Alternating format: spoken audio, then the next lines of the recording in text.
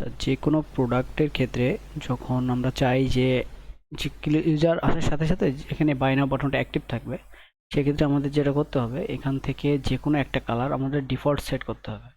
তো ডিফল্ট কিভাবে সেট করা যায়, ফর এক্সাম্পল আমি এখান থেকে চলে গেলাম এডিট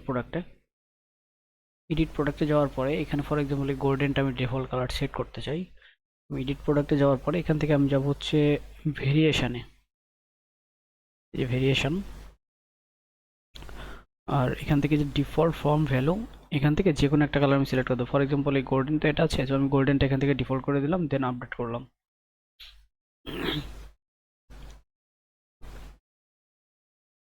এখন যদি আমি সাইটে আসি, দেখতে হচ্ছে আগে হচ্ছে ব্ল্যাক, সরি আগে বাইনা বারোটা ডিজেবল ছিল, এটা অ্যাক্টিভ ছিল না বাই ডিফল্ট।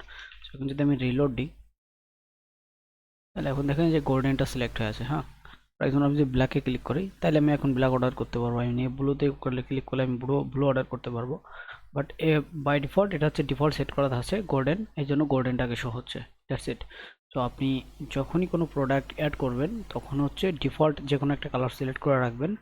আপনার যে প্রোডাক্টটা মনে হয় যে এই প্রোডাক্টটা বেশি সেল হয়, সেটাকে ডিফল্ট সেট করে রাখবেন, তাহলে দেখবেন ওই প্রোডাক্টেরই সেল আরও আপনার বৃদ্ধি পাচ্ছে, কাস্টমারকেও আপনার বেশি কনভিন্স করতে হচ্ছে না। তো দ্যাটস ইট।